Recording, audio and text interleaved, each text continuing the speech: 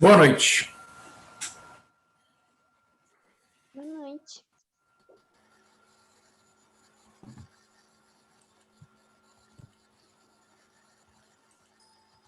Tudo bem com vocês?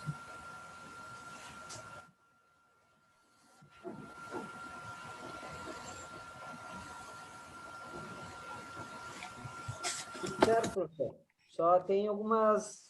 Tem uma pergunta, pelo menos. Eu conversei com a Bruna esse final de semana e a gente estava fazendo trabalho, daí a gente acredita que chegamos num erro de digitação, talvez, da questão número 2. Do enunciado, tá falando? Tá? Deixa eu localizar aqui daí, gente. Talvez tenha um vetor ali que talvez o sinal talvez está trocado, porque É o trabalho 2? é o trabalho 2, a atividade, se eu não me engano, é o número 2. Daí, agora eu não estou com ele na mão aqui, mas tipo, ele dá o vetor 1, vetor 2, daí o vetor 3 é A, B e C. Para eles serem racionais. Aham. Daí, tipo, a gente fazendo o produto escalar do 1 e do 2, ele não dá 0, dá menos 2. Então, já direto já não tem como ser ortogonal, né? Ali, ó, 1 vezes 0, 1 vezes menos 1 e 1 vezes menos 1, vai dar menos 2. Sim, tu tem razão. É que aqui, esse aqui não é para ser menos 1 aqui. É 0, menos 1 e 1. Eu imaginei que... Eu não me dei conta ali na hora que eu... Tem razão, na hora de escrever aqui a questão, devo ter copiado errado e não me dei conta, né? Tranquilo. Porque senão não tem como dar 0. Né? Daí eu pensei que poderia ser isso mesmo. Tá, não, mas beleza, eu refaço aqui qual é o prazo para entregar, vocês lembram? Até quinta. Tá. Não, eu altero ali já depois no finalzinho, mas aí vai ficar com esse enunciado aqui. Vou alterar esse sinalzinho aqui. Ótimo. Beleza, então. É isso só, Eduardo? Tem mais alguma... Não, era só isso mesmo. Tá. Então tá. Então agradeço a vocês aí. Bom, pessoal,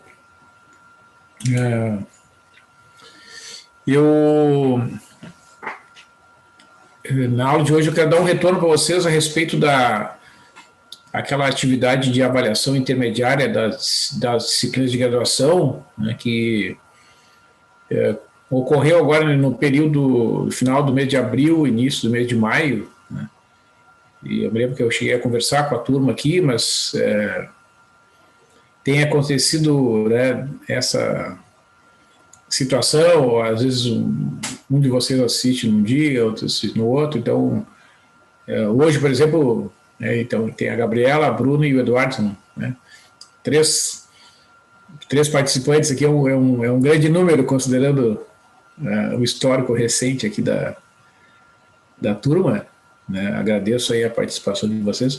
Então eu vou fazer o seguinte, eu vou mostrar o retorno aqui da avaliação intermediária, né, que é uma solicitação da Pró-Reitoria de Graduação, através da Comissão Própria de Avaliação, que nós, professores, né, a gente comente aqui sobre o resultado da avaliação intermediária, porque, como o próprio nome diz, né, é uma avaliação dessa parte inicial das disciplinas nas quais vocês estão matriculados, e tem uma etapa 2 ainda, que é a etapa lá no final do semestre, né, onde novamente vocês têm a oportunidade de fazer a avaliação.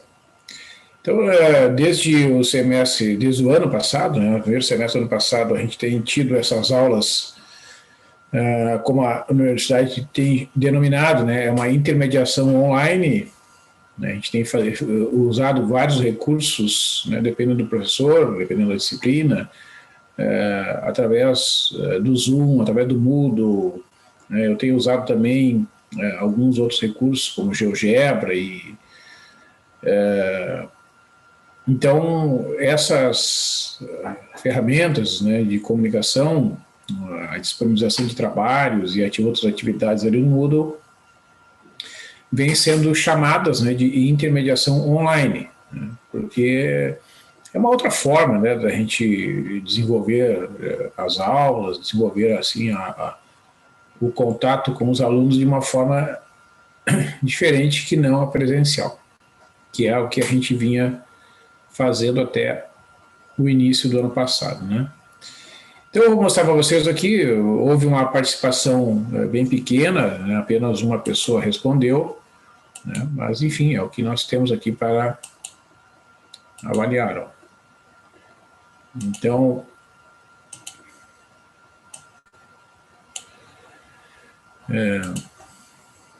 está aqui, né, álgebra linear, turma 150, certo? Avaliação 2021/1, né? Relatório de avaliação intermediária, são as respostas dos alunos. Então, o primeiro item é a satisfação em relação às orientações da disciplina no acompanhamento online. Eu imagino que aqui se refira à parte toda, né, de informações a respeito do plano de ensino, né, o cronograma das aulas, atividades e regras de avaliação, referências bibliográficas, material né, organização do material do Moodle, enfim, né, e outras informações que vêm sendo dadas ao longo do tempo. Então, uma pessoa respondeu, né, como muito satisfeito aqui, né, e é o número 5 ali.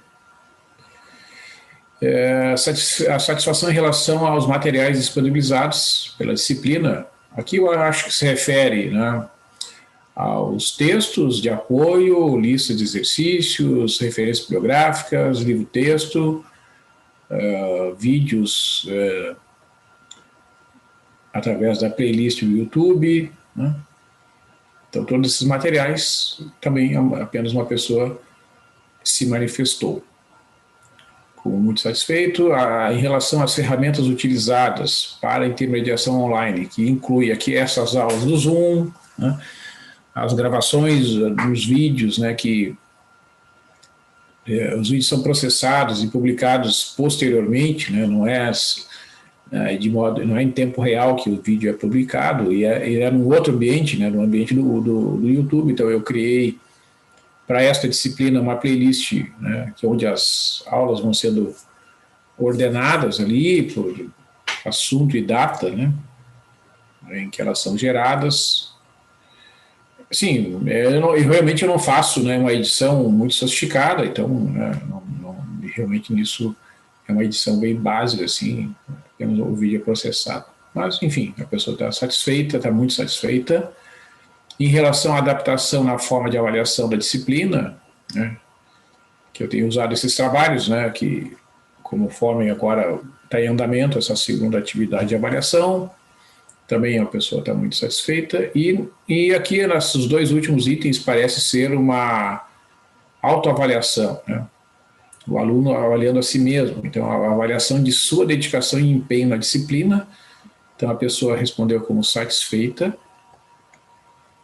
E em relação à interação com o professor, essa pessoa que respondeu se declarou muito satisfeita, né? Então, acho que nesse sentido, né, a gente tem conseguido se comunicar bem, então acho que é isso que a pessoa interpretou.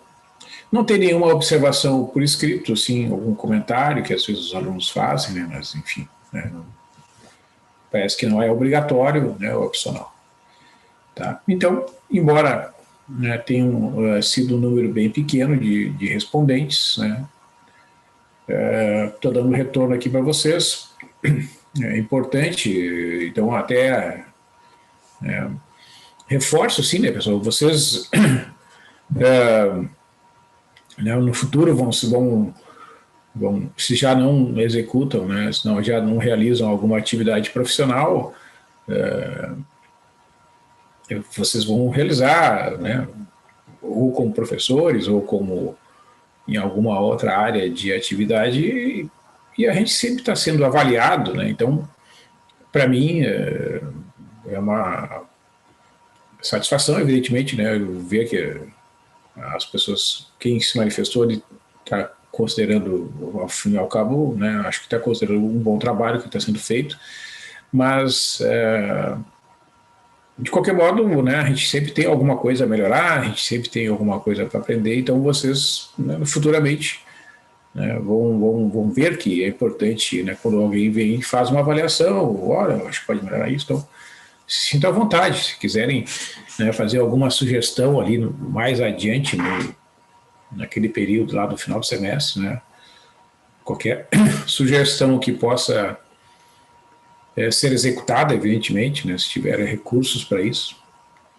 será bem-vindo. Tá? Confesso para vocês que no início do ano passado, né, quando começou essa pandemia, foi um período bem mais difícil, né? As primeiras aulas no Zoom eram para mim foi uma adaptação que demorou um tempinho assim para eu me familiarizar com essas ferramentas básicas aqui, né? E a gente ainda está, eu pelo menos estou aprendendo bastante ainda. Então é um ambiente bem diferente daquele que a gente estava habituado, né, na aula presencial. Então, ainda... Claro que agora a gente está, né, até um pouco acostumado, digamos assim, mas tem lá os suas vantagens, né? Vocês, por exemplo, não precisam... Não sei se vocês moram em Porto Alegre, eu moro em Porto Alegre, né, mas quem mora, por exemplo, na região metropolitana, tem muita gente que às vezes mora em Canoas, São Paulo, Novo Hamburgo, né? Tem que se deslocar até aqui, então o fato de ter aula online acaba sendo, né, nesse sentido, uma vantagem, no que diz respeito, pelo menos, a não ser necessária essa repetição, né, de deslocamento até o campus. Embora tenha, né, um prejuízo da interação social, né, um encontro com as pessoas, que acaba também sendo uma fonte de aprendizado. Mas, enfim, né, cada momento é um momento, a gente tem que continuar se cuidando. Eu estava conversando com a outra turma, né, pessoal de análise que eu tenho antes da aula de vocês, que esse curso de matemática, vocês talvez já tenham, né, conversado com o professor Augusto Cardona, que é o coordenador, né, o curso de matemática está em processo de extinção, né, então vocês devem estar atentos aí, tá, ao oferecimento das disciplinas, né, as disciplinas exclusivas do curso, né, elas vão acabar, né, no médio e curto prazo, então vocês não podem deixar disciplinas para trás, né, porque depois vai ser mais difícil vocês conseguirem matrícula.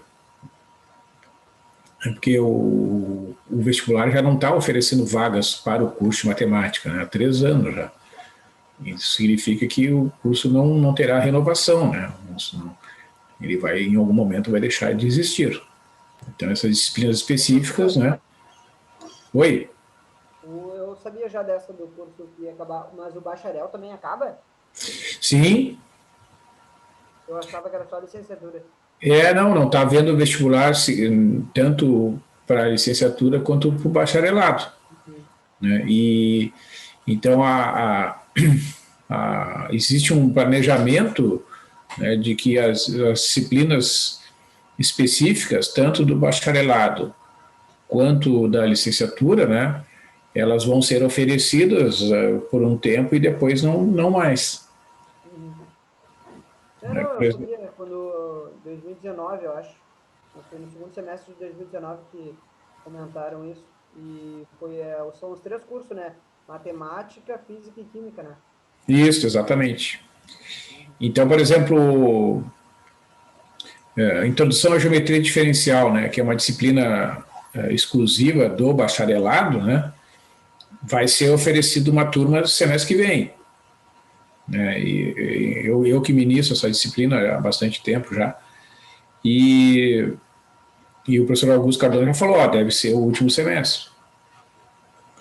Então, e o que ocorre, né, diferentemente, por exemplo, do cálculo, O cálculo 3, cálculo 4, se tu atrasar, não tem problema, porque como essas disciplinas são oferecidas para vários cursos, elas vão continuar sendo oferecidas, né? Mas as específicas, elas têm essa situação. Então é importante se informar, né, pessoal, acompanhar as mensagens que são divulgadas pela coordenação de curso, quando houver o período de matrícula, né, entrar em contato com a coordenação, o professor Cardona, que é o coordenador, né, eu sou da comissão coordenadora, então eu ajudo ele, digamos assim, em algumas decisões, né, mas quem monta ali os horários e, né, conhece o histórico de cada aluno no curso é ele. Então, é importante, quando vocês forem fazer a próxima matrícula, fazer um planejamento e conversar com ele. Eu pretendo fazer tal coisa, tais disciplinas, o que o senhor acha? Tal? Ele poderá ajudar vocês no melhor planejamento para não deixar disciplinas para trás. Professor, Sim. tu sabe quantos alunos ainda tem no curso da matemática? Olha, eu teria que consultar, mas a última vez que a gente conversou, acho que faz no ano passado, tinha 38 no meio do ano. É muito pouco, né? É, muito pouco. E tem havido formandos, né, Bruno? A cada semestre tem alguns alunos que se formam. Então, estava tendo ingresso de alunos através de transferência, assim, por exemplo, alguns alunos vindos de outras cidades que tinham já cursado, sei lá, metade do curso, sabe? Então, quando eles se mudavam para Porto Alegre, chegavam aqui na PUC, né, e ingressavam, porque nesses casos o aluno era aceito porque a universidade entendia, né, que, bom, faltam poucas disciplinas, né, não tem problema. Mas ingresso para o vestibular realmente não está tendo. Né? Então, né, isso foi na verdade, é uma consequência já, mesmo no ano, se vocês lembrarem, assim, mesmo no ano que vocês entraram, né, não foram preenchidas todas as vagas, né? E há muito tempo já não são preenchidas todas as, não eram preenchidas as vagas que eram oferecidas no vestibular. Né, um curso que teve baixa procura durante muito tempo, então...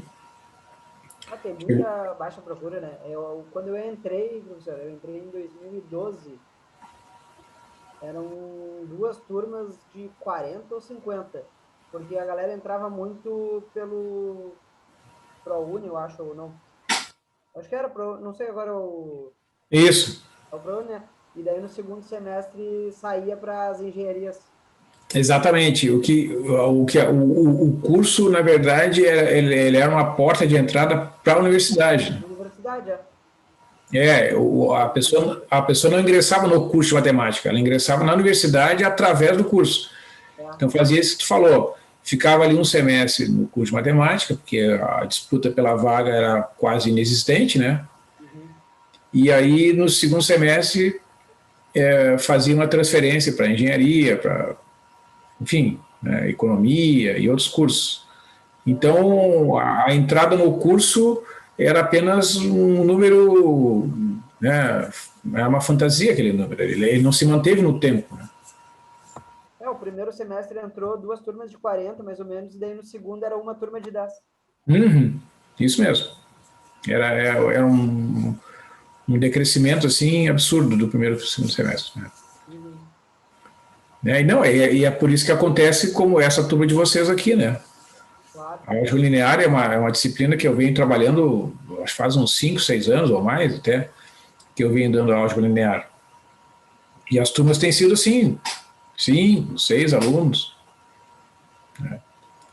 E isso está de acordo com o que isso falou, né? Porque daí, claro, se no segundo semestre, né, já ficou uma turma de 10, vai passando 3, 4 semestres, né? Os alunos reprovam, alguns desistem ou trancam a matrícula e tal. Aí acontece essa situação, né?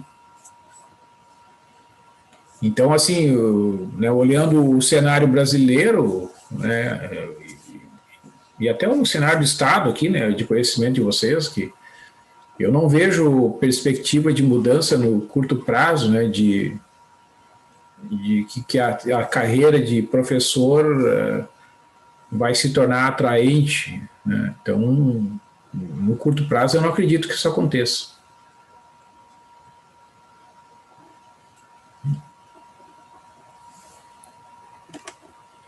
Então, acaba se refletindo, né, na baixa procura pelo curso. Tem a ver com a valorização do professor, né? Enquanto não valorizarem a profissão de professor, vai ser isso aí, né? E claro que em algumas escolas particulares, ou em alguns municípios, eu sei que alguns municípios do interior do estado têm até uma condição de trabalho boa, assim, sabe? Eu me lembro, eu conversei há uns 2 anos com uns alunos, ex-alunos nossos aqui que trabalham em Canoas, né? Eles são naturais de Canoas e se formaram no curso de matemática e estão trabalhando lá, em escolas do município, não escolas do estado, né? Escolas do município. Então, eles dizem que a condição de trabalho é boa, em termos salariais, a condição é boa também. O concurso que teve em Canoas já foi bom, o último que teve eu fiz até, mas acho que foi 2019. Já é bom até, mas já foi melhor, né? Já foi melhor. Já foi melhor. Uhum. Que nem Porto Alegre, as coisas estão piorando, né? Isso, Porto Alegre também já foi melhor, exatamente. Andaram tirando alguns direitos, né? Então, alguns avanços na carreira. O plano de carreira do professor estão tirando, né? Foram diminuindo alguns avanços que tinham, né? Em termos salariais, progressões funcionais, assim. Né? Então, isso realmente, isso falou que nos municípios onde ocorre isso acaba sendo um desestímulo, né? Porque tu tem que investir para se formar num curso de matemática, tu tem que investir recursos, né? Dinheiro, né? E tempo, né? Uma coisa que exige tempo. Então, e daí a pessoa pensa, bom, mas aí depois qual vai ser o retorno, né? Então, acaba sendo um curso que não atrai tantos candidatos. Né? E se vocês olharem, na URGS também tem sobrado vagas. Mesmo na URGS, onde não precisa pagar.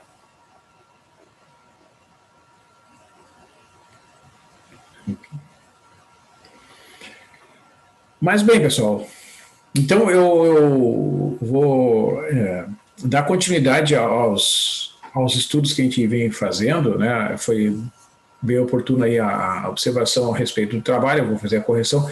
Então, o que tem naquele exercício ali exatamente a propriedade da ortogonalidade que a gente vem trabalhando nas últimas aulas, onde eu destaquei o fato de que nas bases ortogonais, né, o cálculo dos coeficientes de um vetor qualquer, né, do R2 ou do R3, numa base ortogonal, ele se resolve através da utilização dos coeficientes expressos em termos de divisão de produto escalar. Né? Tem lá uma fórmula para calcular os coeficientes e esta fórmula permite a obtenção dos coeficientes através de operações que envolvem o produto escalar. Isto é, tu não precisa resolver um sistema de equações se a base que gera o espaço vetorial é uma base ortogonal. Isso simplifica muito, ele minimiza, né, o esforço computacional necessário para a determinação de coeficientes. E como eu disse, né, a gente agora está vendo aqui, né, nós nos vemos através dos retângulos, né, que aparecem aqui na tela do Zoom, e o retângulo é um exemplo, né, de uma figura plana que tem lados ortogonais, né, lados que fazem entre si ângulos de 90 graus. Né.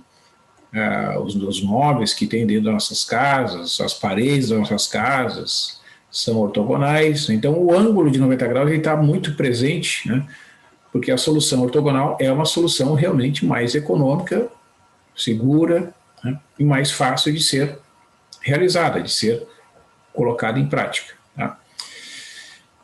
Existe ainda uma outra melhoria, digamos assim, né, em que pode ser feita em relação às bases ortogonais, que são as chamadas bases ortonormais, né, em que os vetores, além de serem ortogonais, eles também serão vetores unitários, vetores que vão ter comprimento igual a 1.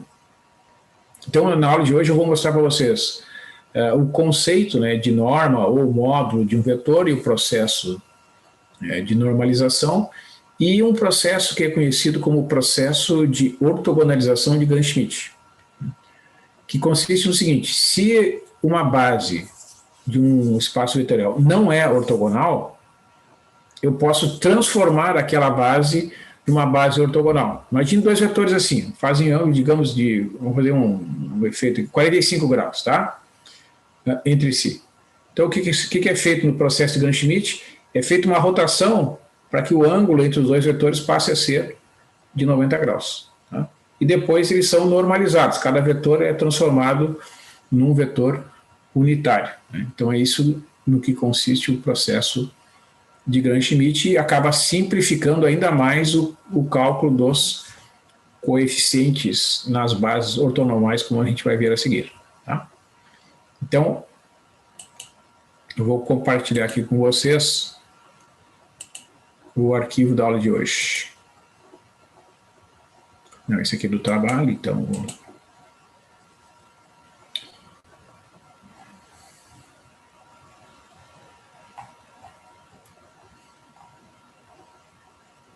Então, eu estou aproveitando aqui um texto que eu trabalhei no ano passado, né, que a primeira coisa que é importante é, na nomenclatura, né, pessoal, o módulo é também chamado de norma ou de comprimento de um vetor. Né?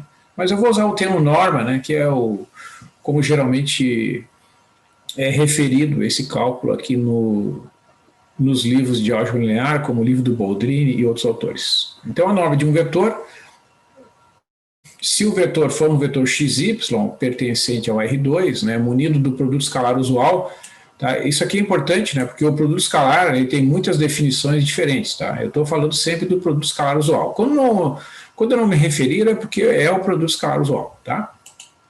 Então a norma do vetor U é representado por essa notação aqui. Ó, vocês vejam que aqui eu estou usando uma notação aqui do equation, do Word, né? Então, vocês vejam que são duas barrinhas verticais aqui, uma um pouquinho mais comprida que a outra, né? Mas isso aqui é um detalhe, não é tão importante, pode ser as duas de mesmo comprimento de cada lado, tá? Então, a norma do vetor U, que é representado por essa notação destacada aqui em tela, é igual à raiz quadrada do produto escalar do vetor U por ele mesmo. Tá? Fazendo esse cálculo, isso aqui resulta na raiz quadrada de x ao quadrado mais y ao quadrado. Tá?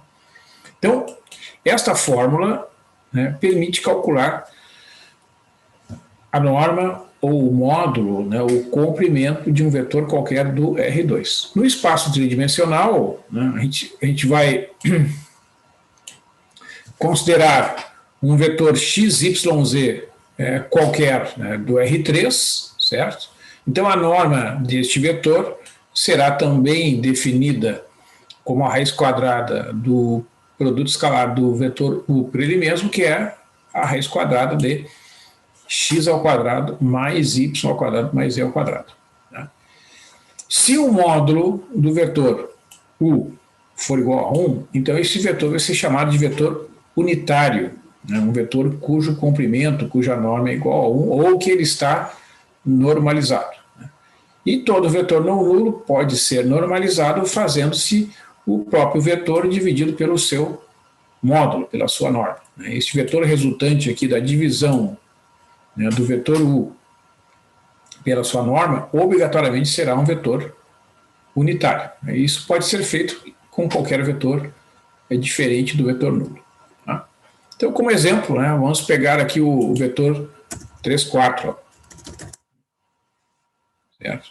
O vetor 3, 4, né, o produto escalar do vetor 3, 4 por ele mesmo será 3 vezes 3 mais 4 vezes 4, né, que é 9 mais 16, que é 25. Então, a norma do vetor, que é a raiz quadrada do produto escalar do vetor U por ele mesmo, raiz quadrada de 25 é 5. Né? Então, se a gente olhar lá no nosso GeoGebra lá, a gente consegue, né, enxergar, né, esta propriedade através da associação, né, da interpretação geométrica que este número ele representa o comprimento, né, do segmento, que é aquela flechinha imaginária que representa o vetor 3, 4. Né? Então, observa aqui, eu vou selecionar aqui, ó, vou inserir um vetor aqui, ó. Aqui, ó, vetor. Né? Então, eu vou botar lá o vetor U igual a 3, 4. Né? Então, vocês observam, esse software é um software gratuito, vocês podem, né, colocar no navegador ali, GeoGebra, né? Ele vai, e se mandar pesquisar, ele vai direcionar para várias páginas que contêm acesso ao GeoGebra, e vocês podem acessar essa página em português. Né? É bem fácil de usar, porque ele funciona no navegador, não precisa baixar, é só... dá para usar diretamente no navegador na internet. E esse software tem muitos recursos, pessoal. É um software bem fácil da gente aprender a utilizar, né? Eu recomendo que vocês usem, porque realmente fica mais fácil da gente enxergar certas propriedades. Então vocês vejam, né, que esse número que a gente calculou ali, ó, deixa eu fechar isso aqui, que daí eu não atrapalho mais. Esse número que a gente calculou, que é o 5, ó, ele vai ser o comprimento desse segmento, né, que representa aqui o vetor 3, 4. Vocês podem observar que esse, na verdade, é como se fosse a aplicação do teorema de Pitágoras, aqui para calcular o comprimento, né, deste segmento, que é a hipotenusa de um triângulo retângulo aqui, ó, né, de catetos igual a 3 e 4, respectivamente. Né? Então, a hipotenusa que vai dar 5, que é o comprimento dessa flechinha. Tá? Então, o vetor unitário, digamos que eu vou chamar de V, né? Ó, se eu calcular, né, o V, que é o vetor U dividido por 5, né, que é o módulo ali que a gente calculou, ó, a gente calculou ali que o módulo é 5, que a norma é 5, né? Então, dividindo, resulta nesse vetor. Ó. Vocês vejam que ele está aqui, ó, desenhadinho ali, ó.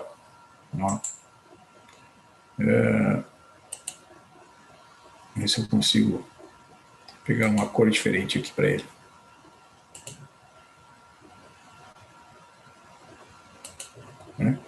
Então, este vetor marcado em vermelho aqui, ó, é um vetor unitário resultante, né, do processo de normalização. É quando eu divido o vetor U pelo seu módulo, né, que é 5, resulta no vetor 0,6 e 0,8, né?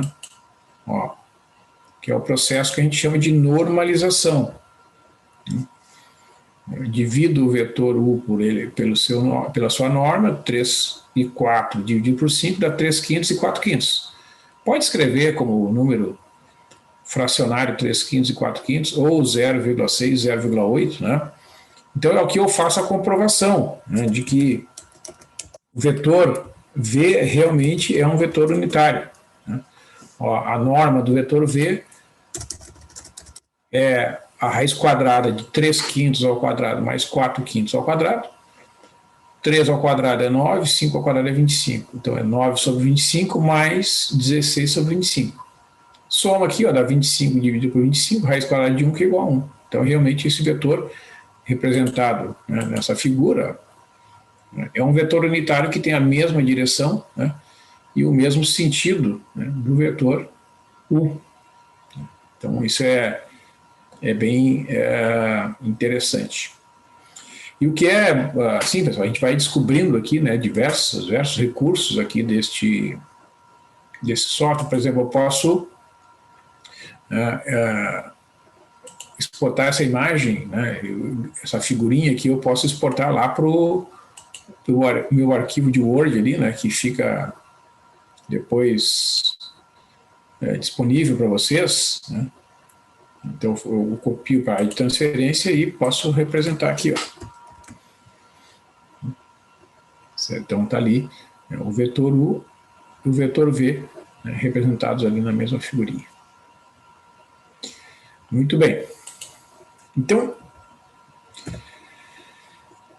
esse processo de ortogonalização de Gram-Schmidt, né, é um processo que objetiva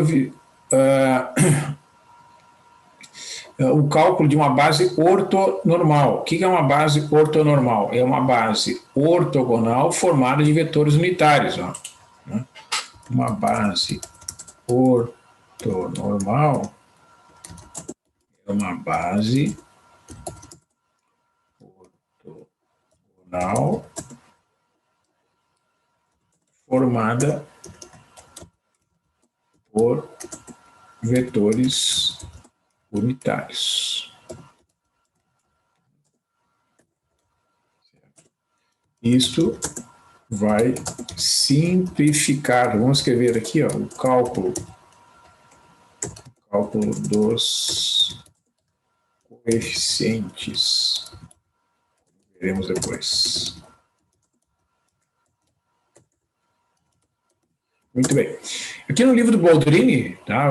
Esse livro do Boldrini vocês encontram aí na biblioteca da PUC, e segundo alguns alunos disseram na outra turma, parece que tem disponível na internet, né? Porque esse livro do Boldrini é um livro bastante antigo, né? Então já não tem edições novas, né? Talvez vocês consigam pesquisando aí na internet. Então vamos fazer um exemplo aqui como se fosse o R2, né? Então um espaço vetorial com uma base formada de dois vetores, tá? Munido por produto escalar usual. A gente quer obter uma base ortonormal, então. Fazer aquele processo que eu falei para vocês. Faz uma rotação e depois normaliza os vetores, tá? Então, como é que funciona? A gente vai considerar o primeiro vetor, que vai ser chamado de V1', esse vetor V1' vai ser igual ao V1. Então, a diferença é a seguinte, essa aqui é uma base qualquer, tá? A base beta, V1 e V2, é uma base qualquer. A partir dessa base aqui, eu vou fazer o processo para obter uma base ortonormal, que vai ser chamada de base beta', cujos vetores serão V1' e V2', para diferenciar, né, do V1 e do V2, tá? Então, o V1' é o próprio V1. A partir desse vetor V1' igual a V1, eu preciso encontrar, né, a partir de V2, um novo vetor V2', que vai fazer aquele processo que eu falei para você, de rotação. Então, esse V2' vai ser ortogonal a V1'. Então, o produto escalar, né, entre esses dois vetores tem que ser igual a zero. Vocês lembram, né, até como o colega ali comentou no início da aula, né? Para verificar que dois vetores são ortogonais, o produto escalar entre eles tem que ser igual a zero. Então, esse vetor V2', que por enquanto é desconhecido, tá? Ele é um vetor que, ao fazer o produto escalar de V2' por V1', tem que dar zero. Esse é o objetivo, né? Então, eu vou definir esse vetor V2' através de uma combinação linear entre o V2 e o V1', que é o próprio V1, né? Onde esse C aqui é uma constante, é um número que vai ser escolhido de modo que essa condição aqui seja satisfeita.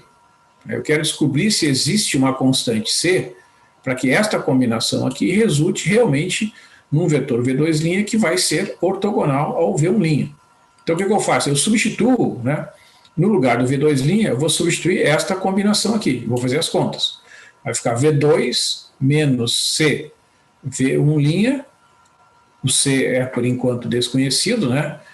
Produto escalar com o V1' é igual a zero. Vocês vejam que o V1' é igual ao V1, né?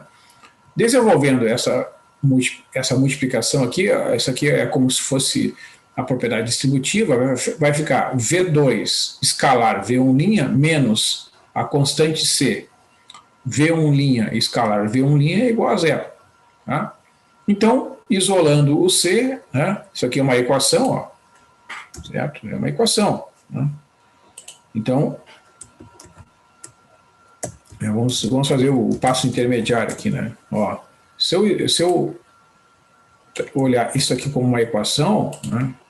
Vejam que eu tenho aqui, essa expressão é igual a zero. Ó, né? Eu quero descobrir o C. Então, o V2 escalar V1' é igual a C escalar V1', V1'. Então, isolando este termo aqui, né, que é o C, é a incógnita, né? O C é a incógnita aqui nesta equação. O C será o resultado do V2 escalar V1', V1' escalar V1'. Né? Então, este é o processo que permite obter uma base ortogonal. Né? Ó, o V1' é o próprio V1 e o V2' é o resultado desta operação aqui.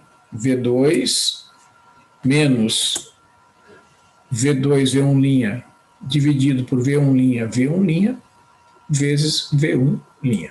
Deixa eu aumentar aqui o tamanho dessa fonte aqui para a gente enxergar melhor. Então isso aqui é uma fórmula, pessoal. É uma fórmula que vale, né, para uma base formada por dois vetores. Tá? Então, partindo de uma base V1 e V2, né, já conhecida, tu vais definir inicialmente que o V1' é igual a V1 e o V2' é dado por essa forma. O conjunto resultante vai ser o conjunto formado por V1' e V2', que será um conjunto ortogonal. Aí tu vai normalizar os vetores, né? Certo? O conjunto, então, beta', vamos botar assim, ó. Como é que eu vou dizer? Vamos botar assim.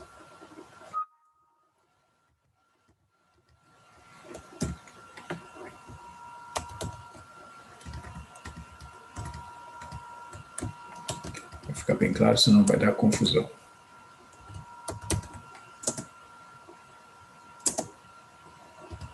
E aqui vai a mesma coisa.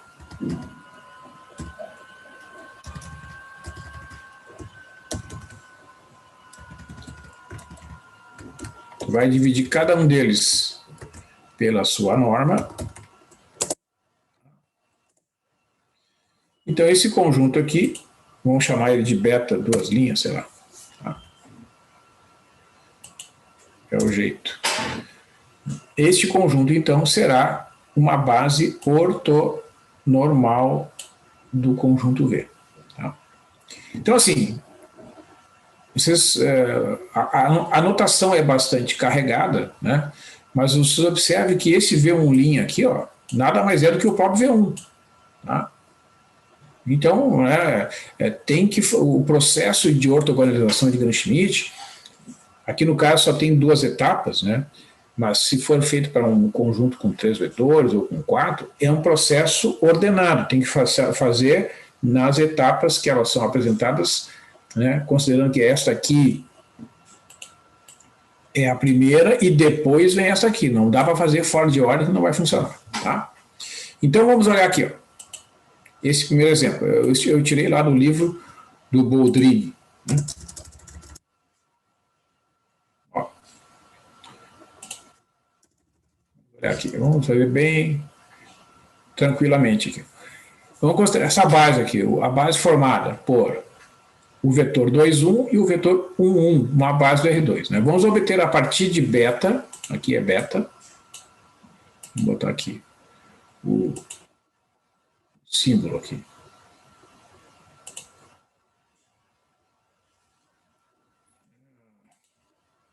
Vamos substituir aqui, então, que fica mais fácil. Uma base ortonormal do R2 em relação ao produto escalar usual. Tá? Então agora eu não vou mais colocar isso aqui, porque eu já combinei com vocês que vai ser sempre em relação ao produto escalar usual. Então observa, vetor 2,1 e vetor 1,1, né? Vamos olhar lá. Ó.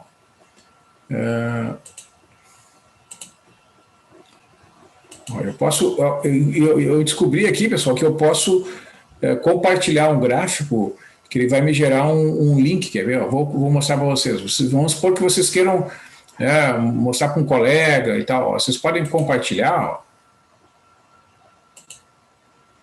Aí ele vai gerar um link.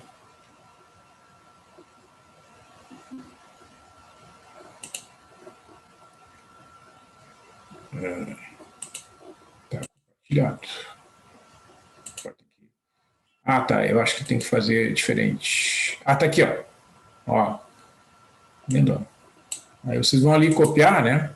Aí vocês podem botar no documento ali. Eu vou botar aqui, ó. Isso aqui é interessante, ó. Então, por exemplo, tu quer gerar figura e quer mandar para um colega teu, ou botar no trabalho, enfim, botar uma referência, tu bota o link daquela figura ali. Tá? Então, isso também é um interessante, porque daí, quando tu for gerar um outro arquivo, aquele lá está salvo, né? Tu não perde, digamos assim. Tá? Vamos olhar aqui o exemplo, então, do texto aqui que eu estou apresentando.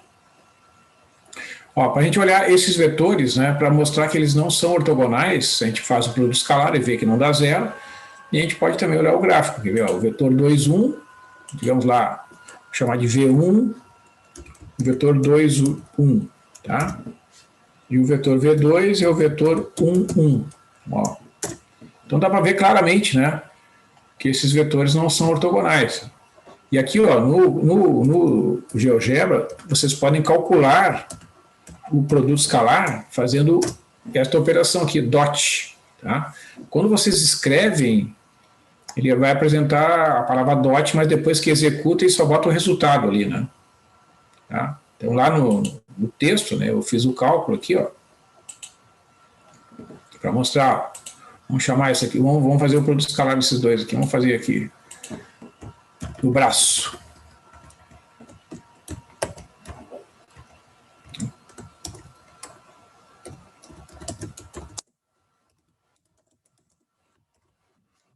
Fizer o produto escalar aqui,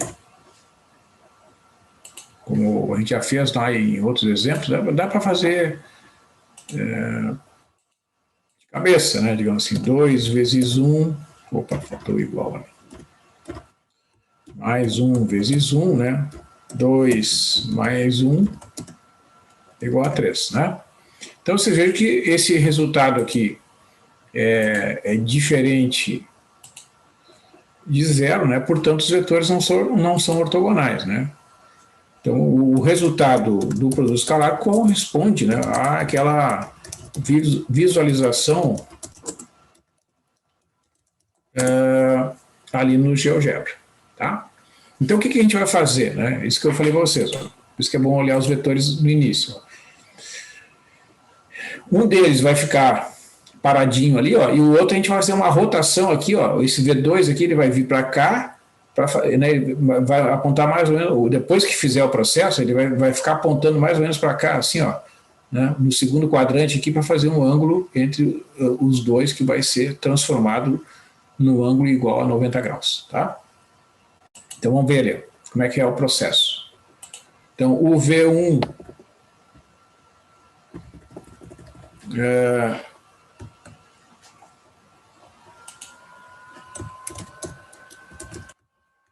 V1' é igual a V1, né? E agora a gente calcula a constante C. O C é simplesmente, está aqui o C. Onde é que está o C? Está aqui, ó. Então eu copiei lá para baixo. V2 vezes V1' e V1' V1'. Né? Então, evidentemente, né, que o V1 é o 2, 1, né? E o V2, vamos botar aqui para deixar bem claro, né? E o V2 é o segundo vetor lá do conjunto. Ó. O V2 é o vetor 1, 1. Vou escrever aqui para...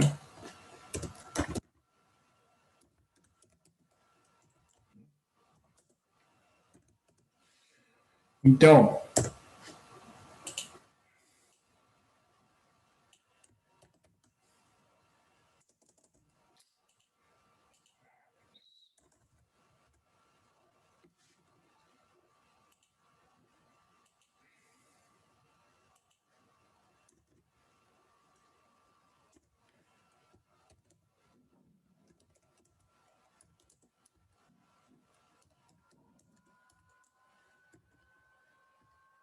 A gente vai calcular a constante C por aquela fórmula, vamos organizar isso aqui, ó. Vai ficar o V2, produto escalar V1', V1', escalar V1'. Então vai ficar o vetor, vamos aumentar isso aqui, tá? É melhor.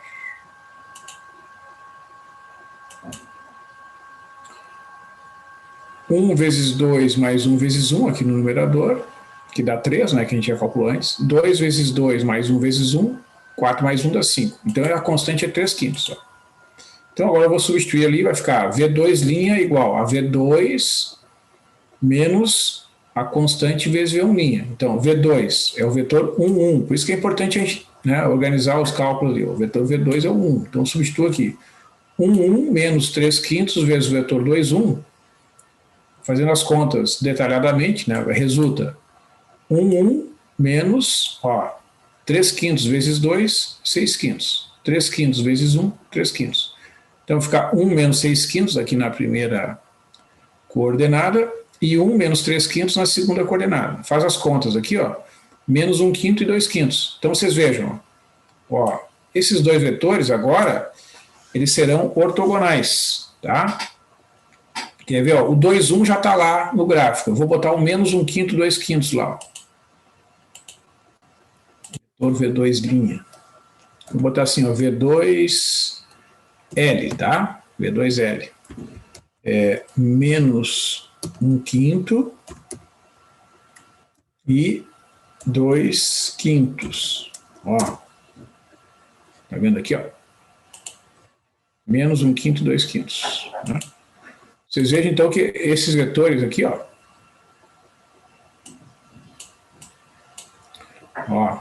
vamos botar, vamos enxergar o ângulo aí deles, ó, do V1 com o V2' aqui, ó. Tá vendo ali, ó? Então dá para ver que o ângulo entre esses dois vetores é, de fato, igual a 90 graus, ó. Tá o vetor V1 lá e aqui o vetor. Então o que foi feito, ó? Esse vetor sofreu uma rotação, né? E o comprimento dele também foi um pouco alterado, né?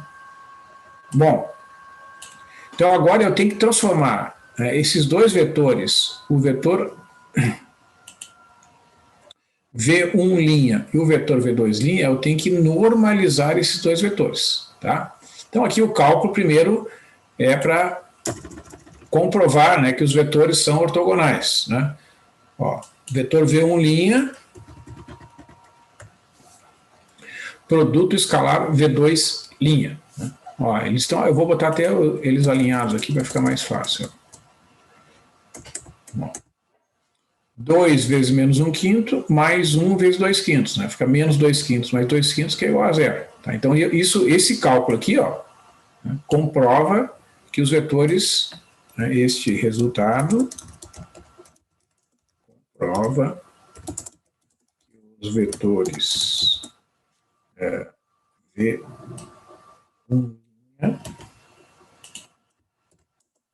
e são ortogonais. Depois eu boto ali para ficar mais fácil.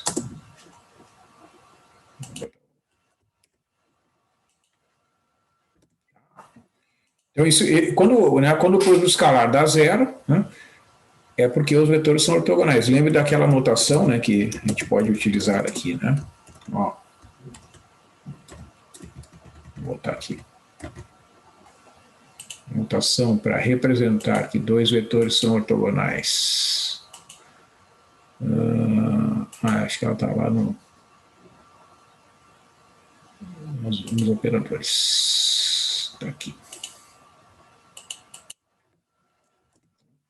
Muito bem.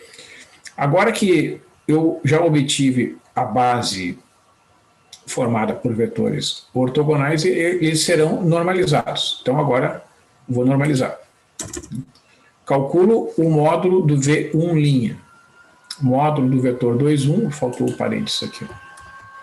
Módulo do vetor 2,1. Raiz quadrada de 2 ao quadrado mais 1 ao quadrado, raiz de 5. Né? Então eu vou dividir o vetor por raiz de 5, vai dar 2 sobre a raiz de 5 e 1 sobre a raiz de 5. Tá? E o vetor V2' vai ter módulo igual ao módulo de menos 1/5, 2/5. Ó. raiz quadrada de menos 1/5 ao quadrado mais 2/5 ao quadrado. Vai ficar 1 sobre 25 mais 4 sobre 25. Tá? Isso aqui é a mesma coisa que 5 sobre 25, ou seja, raiz de 1/5. Tá? Isso aqui tu pode deixar como raiz de 1/5 ou 1 sobre raiz de 5, que é a mesma coisa. Né? Então tu tem que dividir as coordenadas desse vetor por 1 sobre raiz de 5. Né? Quando tu fizer isso, observa aqui, ó, quer ver, ó, vamos escrever nessa forma aqui, vai ser mais fácil. Ó. É 1 dividido por, raiz de 1 é 1, né? E raiz de 5 eu vou deixar com o símbolo da raiz quadrada.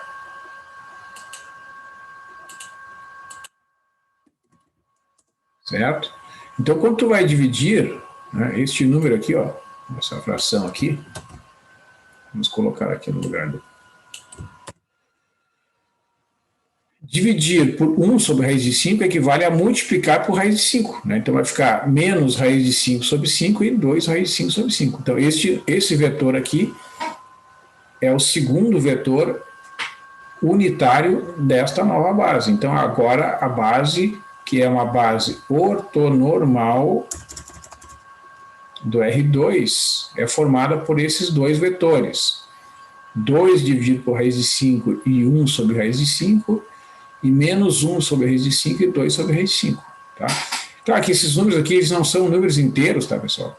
Então vocês podem deixar assim, né, com essa representação. Quer ver? Vamos fazer aqui o gráfico. Né?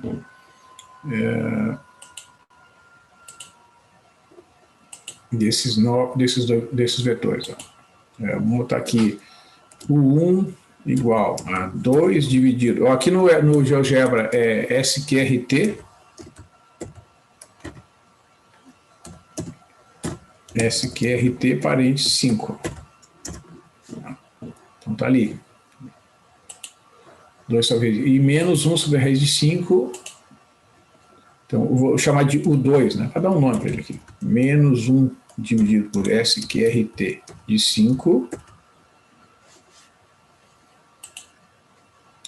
E 2 sobre SQRT de 5. Ó. Então, você observa que, de fato, né, é bem claro aqui que o ângulo entre esses dois vetores é um ângulo de 90 graus. Então, o que foi feito foi isso. Né?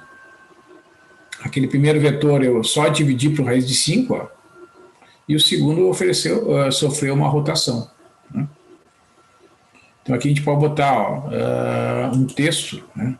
Ó, vou botar aqui embaixo. Aqui, uma base ortonormal do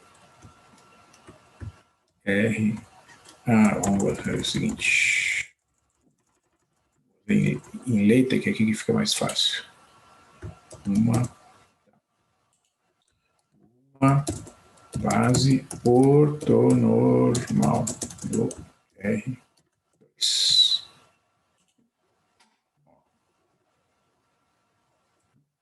Não ficou muito bom, né? Bom, depois eu dou uma ajeitada se der tempo.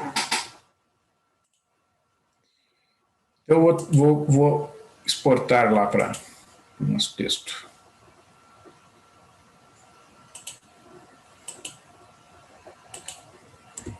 Então, esse é um bom recurso aí. Acho que ele não copiou.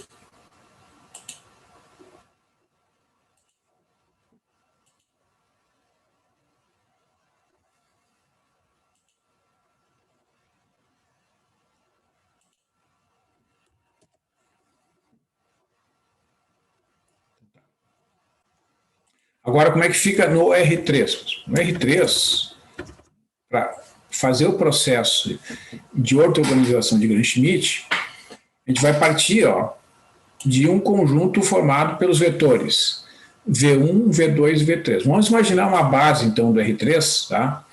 Que não é ortogonal, certo? E eu quero, então, transformar esta base numa base ortogonal e depois fazer o processo de normalização. Né? Então, o processo consiste no seguinte, as etapas são, primeiro, o vetor V1' é uma cópia do V1, é só copiar, tá? O vetor V2' é V2 menos V2 escalar V1'. V1', V1, escalar V1', multiplicado pelo V1'. Então, uma vez definido o V1' igual ao V1, tu vais calcular o V2' e depois de calcular o V2', tu vai calcular o V3' por esta fórmula aqui. Então, aplicando este processo nesta ordem, né, primeira, segunda e terceira fórmulas, o conjunto obtido, que a gente está chamando, né, de V1', V2' e V3', vai ser uma base ortogonal do R3. E aí depois a gente normaliza, né, dividindo cada vetor pela sua norma, obtendo uma base ortonormal. Então, eu vou fazer um exemplo aqui, ó, que é um exemplo também lá do livro do Boldrini. Tá?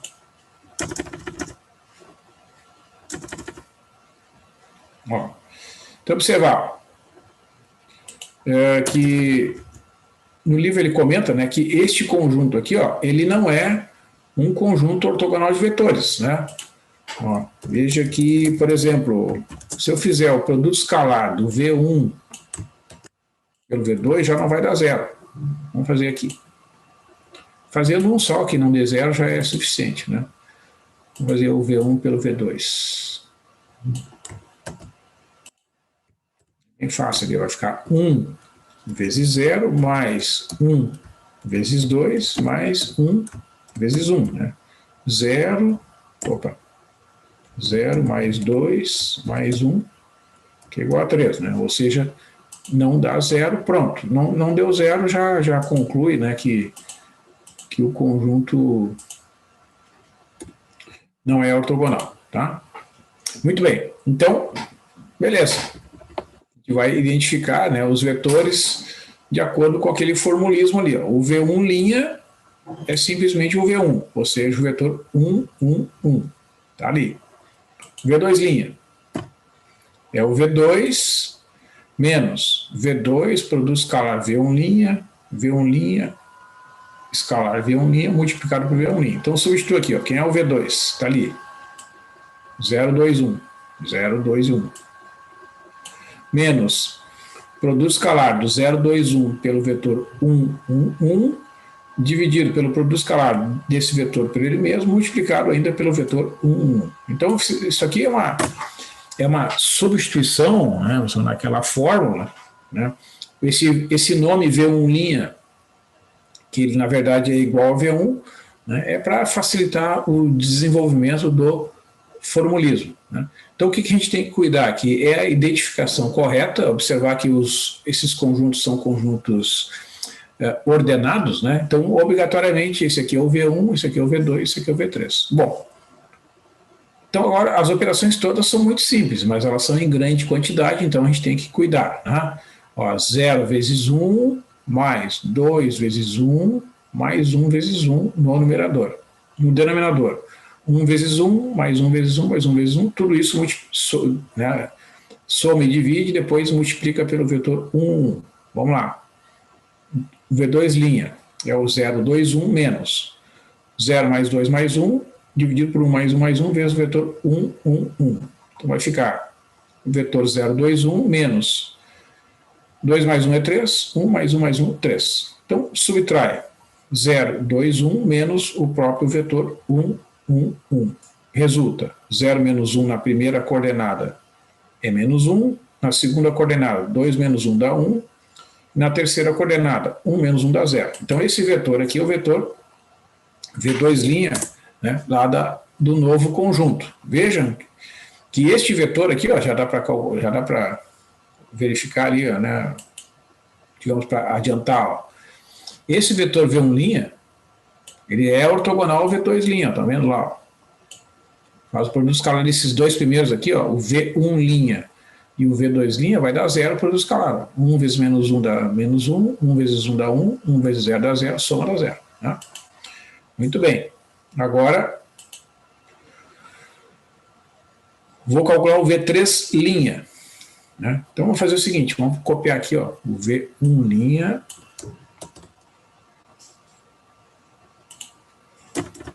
Vamos calcular aqui, vamos escrever aqui. V1 linha, este aqui, né? E o V2 linha, esse aqui.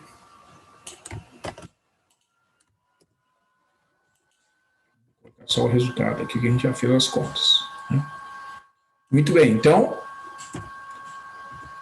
vou calcular o V3 linha, igual V3 menos V3 escalar V2 linha, dividido pelo V2 linha escalar V2 linha, vezes o V2 linha, menos V3 V1 linha, V1 linha, V1 linha, escalar V1 linha. Então é uma questão de substituições aqui, né? O V3 é o vetor 0, 0, 1, né? Então vai ficar 0, 0, 1, escalar menos 1, 1, 0, que é o V2 linha ali, ó. No denominador, o produto escalar do menos 1, 1, 0 por ele mesmo, tudo isso multiplicado pelo vetor menos 1, 1, 0, né? E a terceira parcela, que é esse fator aqui, ó. V3, 0, 0, 1, escalar 1, 1, 1, dividido por 1, 1, 1, escalar 1, 1, multiplicado por ele mesmo. Né? Então, faz os produtos todos aqui, ó. 0, 0, 1, que é essa primeira parcela, né, que é o vetor V3. Aí vamos desenvolver os produtos escalares aqui. 0 vezes menos 1, 0 vezes 1 e 1 vezes 0. Tá aqui, ó. Vejam que vai dar tudo 0. Né? No denominador, menos 1 vezes menos 1, 1 vezes 1 e 0 vezes 0. Né? Multiplicado por menos 1, 1, 0. Menos 0 vezes 1, 0 vezes 1, 1 vezes 1. No denominador, 1 vezes 1, 1 vezes 1 e 1 vezes 1. Tudo isso, essa divisão multiplicada pelo vetor 1, 1, 1. Então vai dar, esse segundo fator aqui, ó, vai desaparecer. Né? Ó, vejam que aqui, ó, deixa eu pegar aqui, meu, ó, aqui vai dar 0, aqui vai dar 0 e aqui vai dar 0. Então esse fator aqui, ó, vai desaparecer. Não vai sobrar nada aqui. O que vai sobrar aqui, ó? Esse aqui vai dar 0 também. Esse aqui vai dar 0 também. 1 dividido por 1 mais 1 mais 1, 1 terço. Está aqui. Então vai ficar 0, 0, 1, menos 1 terço vezes 1, 1, 1. Então vai ficar 0. Multiplica aqui, né? Pelo 1, multiplica pelo 1, multiplica pelo 1. 0, 0, 1, menos 1 terço, 1 terço, 1 terço. Subtrai 0 menos 1 terço. Menos 1 terço, está aqui. Segunda coordenada. 0 menos 1 terço dá menos 1 terço. E terceira coordenada, cuida aqui, que é 1 menos 1 terço. Né? Subtrai 1 menos 1 terço, sobra 2 terços. Tá? Então, qual é o conjunto resultante? Agora tu vai juntar esses três vetores. Ó. Tá aqui. Deixa eu limpar tudo aqui. Encerrar isso aqui. Ó, os dois primeiros, o 1, 1, 1 e menos 1, 1, 0, estão aqui, ó. 1, 1, 1, menos 1, 1 e 0. Aí tu vai juntar com esse vetor aqui. Menos 1 terço, menos 2 terços, 2 terços. Se vocês fizerem as contas, vocês vão ver que esse conjunto é um conjunto ortogonal do R3, né, que vai ser uma base ortogonal do R3. Né? Ó. Quer ver? Vamos fazer lá no... Eu tenho aqui o GeoGebra 3D. Deixa eu ver. GeoGebra 3D aqui, ó. Tinha aqui, tá aqui. Então aqui no 3D tu também pode fazer o produto escalar. Tá? É bem fácil de fazer o produto escalar aqui no GeoGebra 3D. Mas vamos fazer aqui a representação dos vetores, né? Para a gente conseguir enxergar, então. Né? Ó, já tô inscrito ali, né? Então já faço o login automático. 1, 1, 1. Ó. Digamos V1, igual a 1. Está ali. V2. Vamos lá. Opa, aqui. Vou botar letra minúscula, melhor. Menos 1 e 0.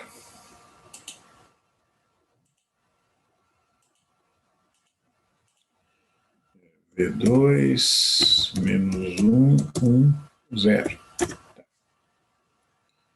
E V3, menos 1/3, menos 1/3, 2/3.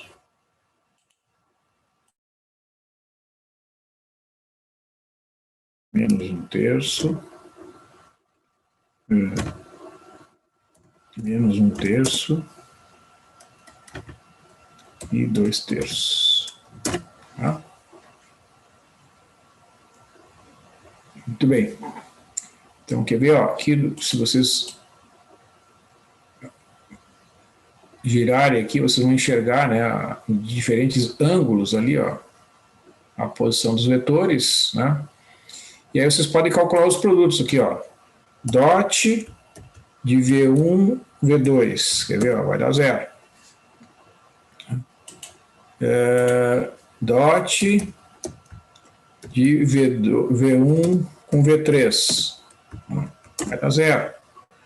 E finalmente, dot,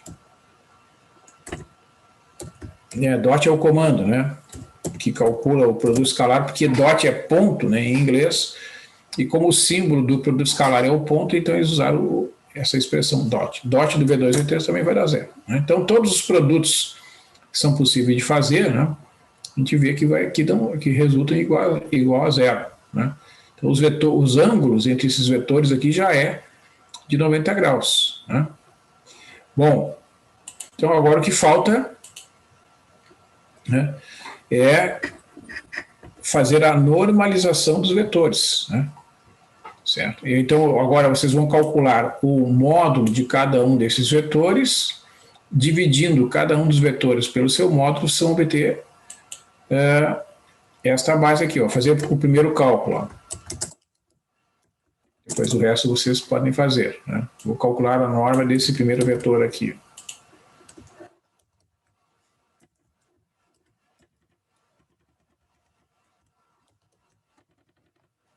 Fazer de cabeça já dá para ver que é a raiz de 3, né? Mas enfim, vamos fazer aqui só para deixar registrado. Ó, vai ficar o 1 ao quadrado mais 1 ao quadrado mais 1 ao quadrado. Né? Então, fazendo as contas facilmente aqui da raiz quadrada de 3, a gente pode deixar indicado, não precisa calcular. Certo? E normalizando o vetor, né, resulta em 1 sobre a raiz de 3, 1 sobre a raiz de 3, 1 sobre a raiz de 3. Né?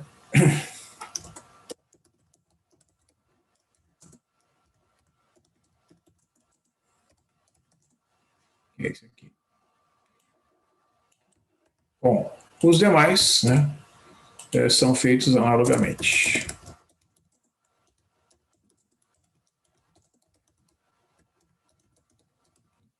Então, o que acontece é que essas bases ortonormais do R3, né, vão gerar os vetores do R3 através de coeficientes mais simples do que as bases ortogonais. Né?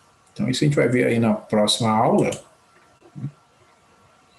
Na quinta-feira, então, eu vou mostrar para vocês que, como as bases ortonormais, né, é possível obter os coeficientes de um vetor qualquer do R2 e do R3. Vamos usar esses exemplos aqui, como, né, já estão feitas as deduções das bases através do processo de ortogonalização de Gram-Schmidt, para fazer o cálculo de um vetor qualquer naquela base do R2 que foi obtida ali e também na base do R3. O que ocorre, de modo geral, né, pessoal, que dificulta um pouco o processo, digamos, manual, né, de cálculo, é que muitos desses vetores obtidos através do processo de normalização, especialmente no R3, são vetores que têm módulos que são números racionais. Né? Então, na hora de fazer as contas ali, manualmente é um pouquinho mais trabalhoso, mas comparado com resolução de sistemas, ainda assim é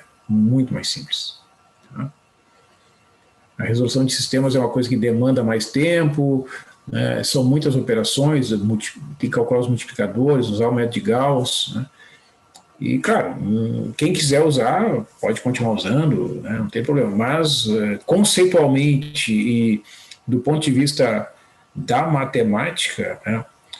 As bases ortogonais, elas representam uma ideia mais avançada, mais sofisticada e mais valorizada.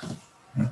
E tanto é que a gente vê, né, no nosso dia a dia a aplicação direta, né, do conceito da ortogonalidade. Então, quando vocês ouvirem assim um matemático, um economista, um biólogo, né, um especialista de alguma área, pode ser da engenharia, dizer assim, eu estou procurando uma solução ortogonal aqui para tal problema, né? É que a ortogonalidade, neste caso, ela representa a solução mais econômica, né? Mais simples, mais segura. Ela apresenta uma série de vantagens em relação às bases que não são ortogonais. Tá? Então, é por isso que ela é tão valorizada, né? Tanto do ponto de vista prático, né? Nas aplicações práticas, realmente, né? A gente está vendo aqui, né? Essa geometria aqui dessas áreas destinadas às imagens aqui, como do ponto de vista teórico, né? Conceitualmente falando, elas representam, né? As melhores soluções. Então, a gente tem que pensar assim, né? Do ponto de vista da matemática, a gente quer realmente, né, resolver os problemas, beleza. Mas uma vez que a gente resolve, né, e o tempo vai mostrando assim que é possível, né, encontrar a solução de diferentes maneiras, naturalmente surge a pergunta, bom, tem várias maneiras de resolver, qual delas é a melhor? Né? Qual delas custa menos em termos de tempo, de esforço, né? No caso das bases dos espaços vetorais, o resultado oferecido pelas bases ortonormais é realmente muito mais vantajoso. Tá? Então, é nesse sentido que eu quero destacar a importância aqui da utilização dessas bases. Então, a gente vai concentrar a atenção e os exemplos voltados para o R2 e o R3.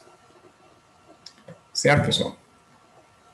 Então, eu agradeço a atenção de vocês. Eu vou fazer essa modificação, a correção ali no enunciado do trabalho 2, e nos vemos na próxima quinta-feira, então.